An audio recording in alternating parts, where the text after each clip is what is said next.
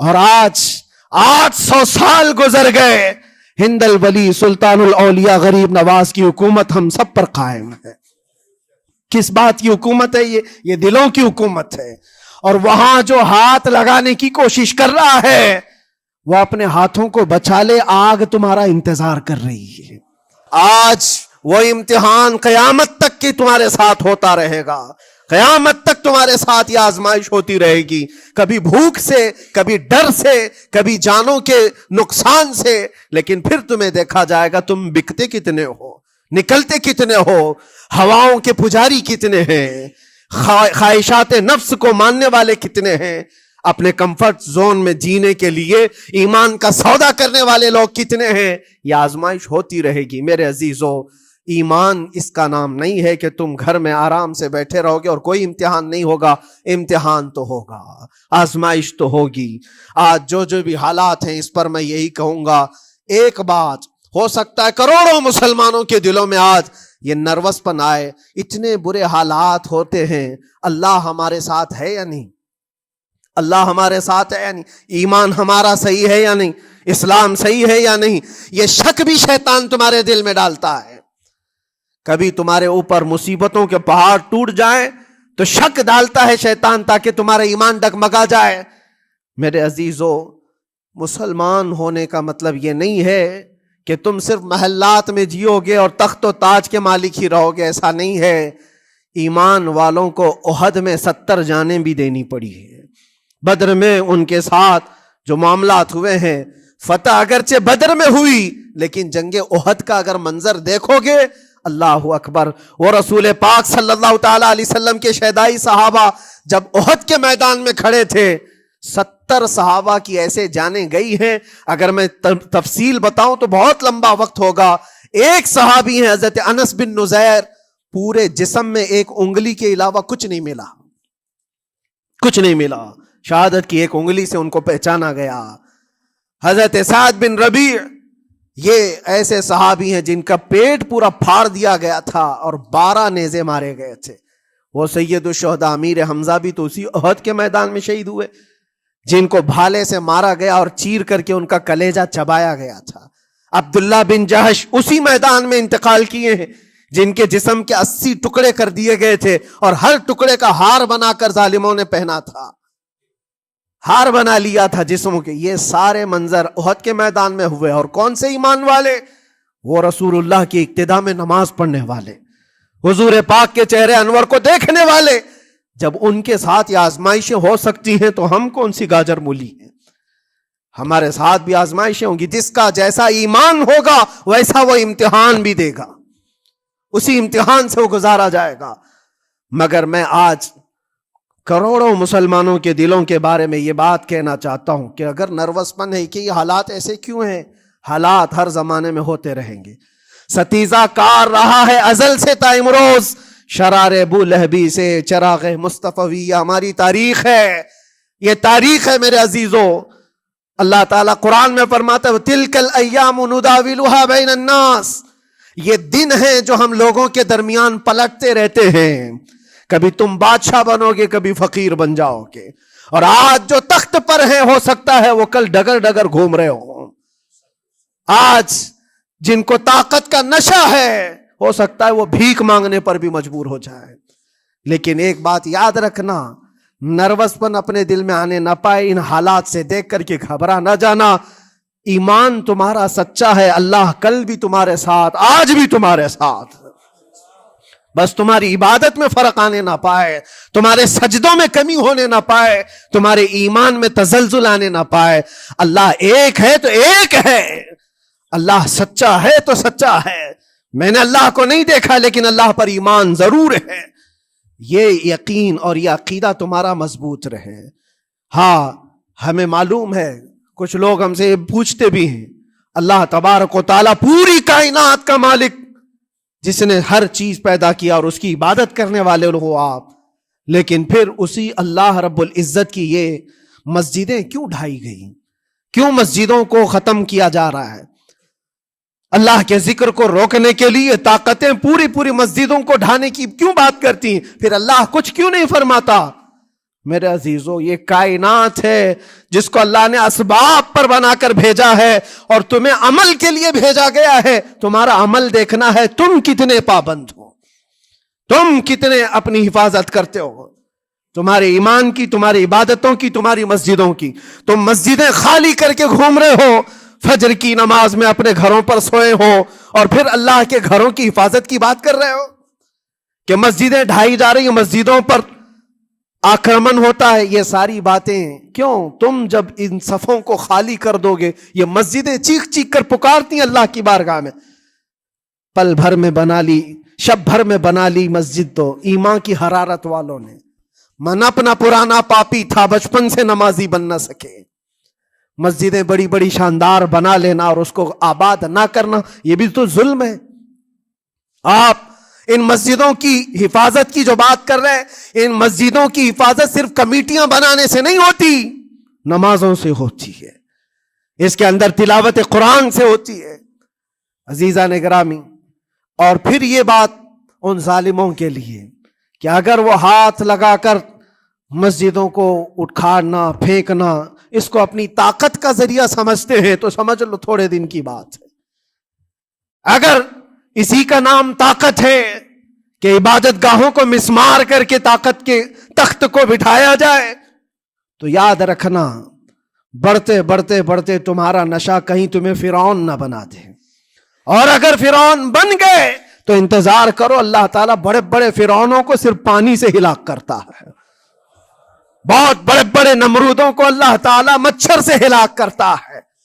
وہ ابرہہ بھی تو آیا تھا جو کعبہ ڈھانے کے لیے آیا تھا, ہاتھیوں کا لشکر لے کر آیا تھا, جس کا ذکر قرآن پاک میں الم تر کیف فعل ربک باصحاب الفیل. اے محبوب کیا آپ نے نہیں دیکھا ہاتھی والوں کے ساتھ اللہ نے کیا معاملہ کیا؟ پورا ہاتھیوں کی فوج لے کر آیا تھا کعبے کو ڈھانے کے لیے. ہوا کیا؟ کعبہ کو ڈھانے کے لیے اتنی خطرناک فوج تھی اور مکہ والوں میں لڑنے کی اتنی طاقت نہیں تھی. اللہ کریم نے ابابیل چڑیوں کی ایک فوج کو بھیجا. ہاتھی کہاں اور چڑیا کہاں؟ کوئی مقابلہ ہوتا ہے؟ کوئی مقابلہ ہے؟ تصور میں نہیں آتا. لیکن رب تبارک و تعالیٰ کا ایک دستور ہے, بڑی بڑی طاقتوں کو چھوٹی طاقتوں سے ہلاک کرتا ہے. چھوٹی چھوٹی سی چڑیاں ایک ہاتھ میں تمہارے آ جائیں, ایک چونچ میں اور دو پاؤں میں کنکریاں لے کر آتی تھیں, اوپر سے صرف وہ کنکریاں گراتی, ہاتھیوں کے پیٹ پھٹ جاتے اور آگ لگ جاتی تھی. اللہ تبارک و تعالیٰ کی طاقت کا یہ مشاہدہ, قوت کا ایک ہلکا سا اظہار جو مکہ کی ان وادیوں میں ہوا منا, اور اللہ تعالیٰ فرماتا ہے فَجَعَلَهُمْ كَعَصْفٍ مَأْكُولٍ. اللہ نے ان کو ایسا کر دیا جیسے کھائی ہوئی مرغی ہوتی ہے, نوچ نوچ کر کے کھا کر چھوڑی ہوئی مرغی ہو. پوری فوج کی حالت ایسی ہو گئی تھی. کعبہ مکرمہ کو ڈھانے کے لیے آئے, تب اللہ تبارک و تعالی ظالموں کو کس طرح سے نیست و نابود فرمایا. ہمیں یقین ہے میرے عزیزوں, اللہ تبارک و تعالی وہ ابابیل بھیجنے والا مولا آج بھی زندہ اور ہمیشہ زندہ رہے گا. وہ حی اور قیوم ہے, ہمیشہ سے زندہ ہے اور ہمیشہ زندہ رہے گا. لیکن تمہارا امتحان ہوتا رہے گا, تمہارا امتحان ہوتا رہے گا. اللہ کے نبی صلی اللہ تعالی علیہ وسلم کے لیے مدد آئی ہے تو اس کا مطلب یہ نہیں ہے کہ وہ صرف بیٹھ کر کے مدینے میں دعائیں کرتے تھے. نہیں, عمل کے میدان میں اترے بھی ہیں. صحابہ نے بھوک اور پیاس برداشت کی ہے, کتنے کتنے دنوں تک وہ ایک کھجور پر پورا دن گزارتے تھے. پیوند لگے کپڑے. حضرت ابو ہریرہ فرماتے ہیں ہم تو ایک جنگ سے ایسے واپس آئے تھے کہ ہمارے پاؤں کے پورے ناخن اکھڑ گئے تھے, پاؤں کے ناخن اکھڑ گئے. خندق کے میدان میں خود نبی پاک صلی اللہ علیہ وسلم اپنے ہاتھوں سے خندق کھودتے رہے, اور پیٹ پر پتھر باندھنا, یہ سب مشقتیں سٹرگل کیا ہے. پھر اللہ سے یہ دعا کیا مولا تو اپنی مدد بھیج دے, تو اپنے رحم و کرم کی بارشیں برسا. اور ہم یہاں مست کھا پی کر کے پھر دعا کرتے ہیں مدد آ جائے. تم نے محنت کون سی کی, کون سی مشقت کی؟ میرے عزیزو, اگر محنت و مشقت میدان میں اتر کر کرنے کا موقع نہیں ہے تو عبادتیں تو کرو اپنی پوری, اپنی نمازیں تو کمپلیٹ کر لو, اور اللہ کو راضی کرو اپنے گناہوں سے. اگر وہ غضبناک ہے تو توبہ کرو. اور جاتے جاتے یہ بات بھی میں عرض کروں گا کہ آج جن لوگوں کو ایسا لگتا ہے کہ یہ کھیل تماشا ہے، ایک بات یاد رکھنا، کسی مسجد کے ختم ہو جانے سے یا مومن کے کسی کے ہار جانے سے ایمان کبھی ہارتا نہیں ہے. ایمان ہمیشہ جیتتا ہے. تھوڑی دیر کی تکلیف تو مومن کو ہو سکتی ہے، لیکن اس کے ساتھ ایمان ہے تو ہمیشہ سر بلند ہے. اس سے بڑی کوئی کامیابی کیا ہے؟ ہم نے دیکھا ہے کربلا کی تاریخ میں جیتا کون ہے؟ دنیا کی نظر میں، اس وقت کی میڈیا کی نظر میں، اس وقت کے جو کتے ہوں گے ان کی نظر میں یزید جیتا ہوگا. لیکن قیامت تک ہر مومن کہتا ہے بادشاہ است حسین، بادشاہ است حسین. ایمان کی جیت ہمیشہ ہے، اگرچہ وہ ٹکڑوں میں بدل جائے، اگرچہ وہ 1000 ٹکڑوں میں ہو جائے. آج بھی پھریرا لہرا رہا ہے تو حسین اعظم کا لہرا رہا ہے. اسی لیے یاد رکھو، صرف تخت پہ چڑھ کر بیٹھنے کا نام جیت نہیں ہے. ابھی الیکشن بھی گزرا، کچھ لوگ نروس ہوں گے کہ ہم ہار گئے. اگر وہ ایمان والے ہیں، سچے ایمان والے ہیں، تو انہیں یاد رکھنا چاہیے جیت اور ہار صرف تخت حاصل کرنے کا نام نہیں ہے، دلوں پر حکومت کرنے کا نام جیت ہے. اور آج 800 سال گزر گئے، ہند الولی سلطان الاولیاء غریب نواز کی حکومت ہم سب پر قائم ہے.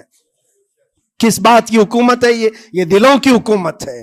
اور وہاں جو ہاتھ لگانے کی کوشش کر رہا ہے وہ اپنے ہاتھوں کو بچا لے، آگ تمہارا انتظار کر رہی ہے. آگ تمہارا انتظار کر رہی ہے. اس لیے کہ اللہ فرماتا من عادی لی ولیا فقد آذنتہ بالحرب، جس نے میرے ولی سے دشمنی کی میں اس کو اپنے ساتھ جنگ کا اعلان کرتا ہوں. اور اب تعالیٰ سے جنگ کرنے کے لیے تیار ہو؟ اللہ کے ولی سے مقابلہ کرنا چاہتے ہو؟ اللہ کے ولی کو چھونا چاہتے ہو؟ رب تعالیٰ فرماتا ہے جو اللہ کے ولی سے دشمنی کرتا ہے اسے میں اپنے ساتھ جنگ کا اعلان کرتا ہوں. ہے کسی کی ہمت و طاقت اللہ سے جنگ کرنے کی؟ تو جو یہ چاہتے ہیں کیڑے مکڑوں کی موت مرو گے، اس سے بھی خطرناک ذلیل ہو کر مر جاؤ گے.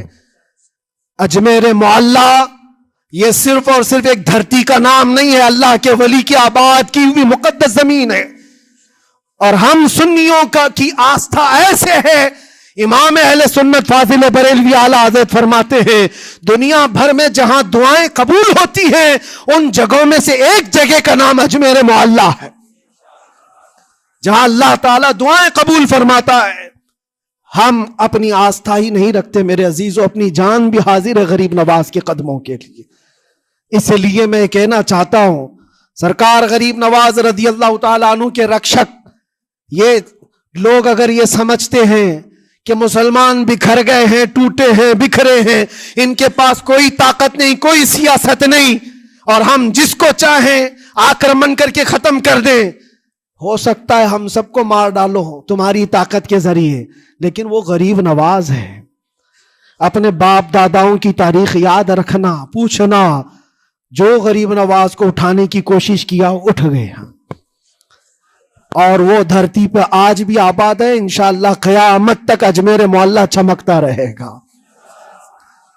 سرکار غریب نواز رضی اللہ تعالیٰ عنہ کے آستانے سے جو فیض بٹتا ہے اپنے اور غیر سب وہاں سے فائدہ اٹھاتے ہیں، سب لوگوں کو برابر فائدہ اٹھایا جاتا ہے. اسی لیے میرے عزیزوں یہ آزمائشوں کے دور میں میری صرف ایک ہی گزارش ہے، اپنا ایمان مضبوط کرو، اپنا ایمان مضبوط کرو. جیسی بھی مصیبتیں آئیں، طاقتیں آئیں، تمہارا سجدے سے سر دور نہ ہونے پائے، اللہ سے غفلت ہونے نہ پائے، تمہارے ذکر و اذکار میں کمی ہونے نہ پائے. مسجدوں سے دور بھاگنے کی کوشش نہ کرو، واپس آ جاؤ، اللہ کی رحمت قریب ہے. قرآن میں اللہ فرماتا ہے الا ان نصر اللہ قریب، آگاہ ہو جاؤ بے شک اللہ کی مدد بہت قریب ہے. وآخر دعوانا الحمدللہ رب العالمین. السلام.